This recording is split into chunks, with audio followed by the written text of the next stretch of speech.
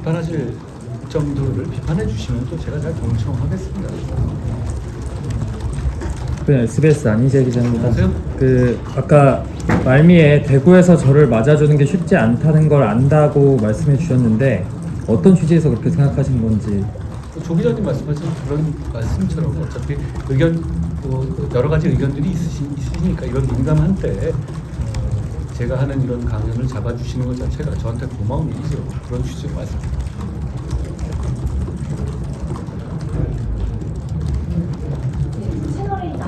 안녕하세요. 안녕하세요. 예전에 박근혜 전 대통령이 집권당의 대표가 소식이 지나쳐서 사사건건 대립각을 세우는 건 바람직하지 않다. 우회적으로 좀 그 전 대표님에 대한 입장을 드러낸 적이 있는데 이거에 대해서 좀 어떻게 생각하시는 건지 예방 계획도 있으신 상태예요? 직접 말씀하신 건 아니고 중간에 누가 이제 따서 전달한 거니까 그 취지가 정확한지 잘 모르겠습니다. 그런데 박 전 대통령님은 경험이 많으시고 경륜 있으시고 대단히 지혜로운 분이셔요. 제가 총선 때도 뵀을 때도 기억이 나는데요. 당시에 의료 문제에 대해서 어떻게든 바로잡아야 한다. 대통령께 꼭 전해라 라고 말씀을 구체적인 말씀까지 하실 정도로 사안에 대한 해안이 있으신 분입니다. 대통령께서 여러 가지 생각을 하시고 말씀을 하시거나 주신 내용들은 당연히 제가 귀하게 잘 경청해야 될 문제라고 생각합니다.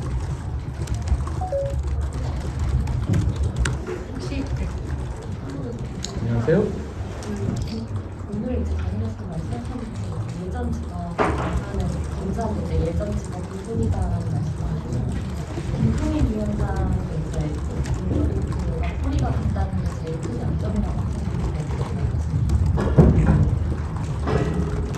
제가 아까 강연에 말씀드린 것처럼 저는 검사 때 열심히 일했습니다. 강강약약하려고 노력했고요. 그런데 전 바로 이렇게 정치를 한 건 아니잖아요. 제가 법무부 장관 그리고 정치 1년을 굉장히 용도짓게 했죠. 제가 그 1년여 동안 겪었던 경험은 평생 정치에도 겪지 못할 수도 있을 것 같아요. 많은 분들이. 그렇다면 제가 그 중요하고 어려운 결정의 시점에 어떻게 반응하고 어떻게 결정했는지를 가지고 평가해 주시면 되지 않을까 싶어요. 왜냐하면 말씀하시는 그런 부정적으로 저를 공격하게 그 직업에 대해서 얘기하는 분들 이런 거 아니에요? 상명하복식으로 정말 출세를 위해서 뭐든지 하면서 물라면 물고 그런 거 그리고 줄 세우기 하고 이런 거를 실제 그 직업이 그렇다는 게 아니라 그런 이미지로 이제 얘기하는 건데요. 저는 그 지점에서 반대의 선택을 계속 해왔다고 생각해요. 그런 일이었다면 제가 계엄의 날에 그렇게 제일 먼저 앞장서서 계엄을 저지하려고 나서지 않지 않았을까요? 그리고 여러 가지 정부의 과오를 시정하기 위해서 그렇게 욕먹으면서 앞장서지 않지 않았을까요? 그리고 줄 세우기 했다면 제가 제 사람들 많이 심부해서 그랬겠죠. 근데 그러지 않았잖아요. 그렇다면 결국은 말씀하신 그런 우려다 이런 거는 제가 어떻게든 간에 보완하고 그렇겠지만 그렇게 일률적으로 말씀하시는 문제인지는 모르겠어요. 결국은 정치는 중요하고 어려운 시점에 어떤 선택을 어떤 과정을 통해서 했었는지를 보시면 되는 것 같아요. 안녕하세요. 오늘 유승민 전 의원이 영남대에서 강연했는데 공교롭게 날에 겹쳤다 보니까 좀 입장이 탄핵 찬성 입장이 좀 같으신데 연대 가능성은 혹시 만남 계획이 따로 없으세요? 제가 그 강연 내용을 잘 못 봐서요. 따로 언급은 안 하겠습니다. 머니투데이 박성군입니다. 오늘도 좀 윤 대통령 탄핵 선고일을 두고서 좀 여러 이야기들이 좀 오가고 있잖아요. 일각에서는 좀 이재명 대표 2심 선고 이후에 대통령 탄핵 선고가 나와야 된다는 주장도 있고요. 그래서 헌재 판단이 조금 미뤄지고 있는 모양새가 계속 그려지는데 좀 어떻게 생각하시나요? 대한민국은 시스템으로 돌아가는 거잖아요. 헌법재판소가 독립적으로 잘 판단해야 하고 독립적으로 잘 결정할 거라고 생각합니다. 그래야 하고요.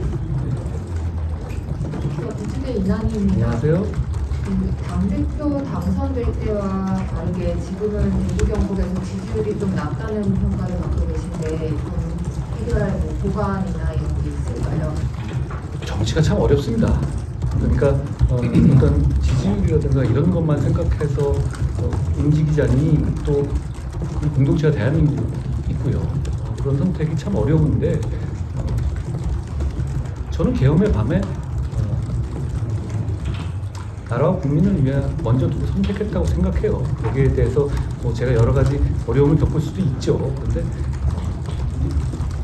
그게 또 제가 여러 가지 부족했기 때문이기도 할 거고요. 제가 잘 감당하고 경청하겠습니다. 네, 메리아 오수지입니다. 이제 윤석열 대통령이 헌재 판결을 승복한다는 메시지를 내야 하는 목소리가 점점 커지고 있는데 이에 대한 대통령 입장은 어떠신지 궁금합니다. 대한민국은 시스템이 갖춰진 나라고 실력 있는 나라입니다. 계엄이 있었어도 절차에 헌법적인 절차에 의해서 그리고 피 한 방울 흘리지 않고 해제했던 나라예요. 실력 있는 나라죠. 그리고 그 실력은 시스템에 대한 존중에서 비롯되는 겁니다. 승복이라는 말을 많이 쓰는데 그만도 좀 어폐가 있죠. 선택의 문제가 아니라는 말씀을 드리고 싶어요. 네, 그럼 이제 진예수 기자님. 안녕하세요. 그 최강욱 권한대행이 마흔여 국방과 임명을 고려하고 있는데 이 부분에 대해서 어떻게 생각하시는지. 국가 절차에 따라서 행동하시는 문제라고 생각해요.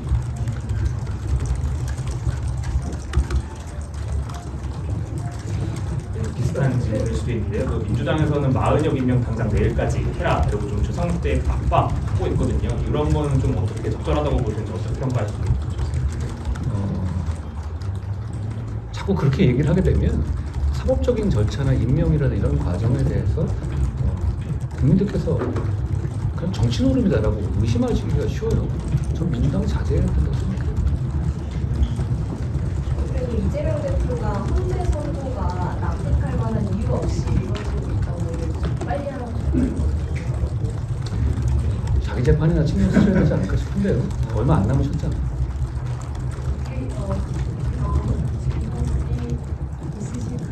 마지막 하나 그 승복에 대해서는 이제 승복을 헌재 문제라고 말씀하셨는데 윤석열 대통령 직접 승복하겠다는 그 메시지를 좀 내야 된다고 보시는지. 아까 말씀대로 충분히 제가 답이 됐다라고 생각합니다. 마지막으로 오늘 일정에 대한 소감 한 말씀만 부탁드릴까요? 많이 환영해 주시는 분들이 많았고 그리고 또 지역의 위기감 그리고 청년의 위기감 정말 지역과 청년의 문제는 우리가 처해 있는 큰 문제 중에 하나라고 생각해요. 그리고 여러 가지 정치적인 이런 다툼이 있지만 진짜 문제들을 우리가 잊지 않아야 된다라고 저는 생각합니다. 진짜 문제들을 잊지 않고 진짜 문제들을 해결하기 위한 좋은 정치를 하고 싶습니다. 대구에 와서 그 생각을 더 강하게 하게 됩니다. 맞습니다. 고맙습니다.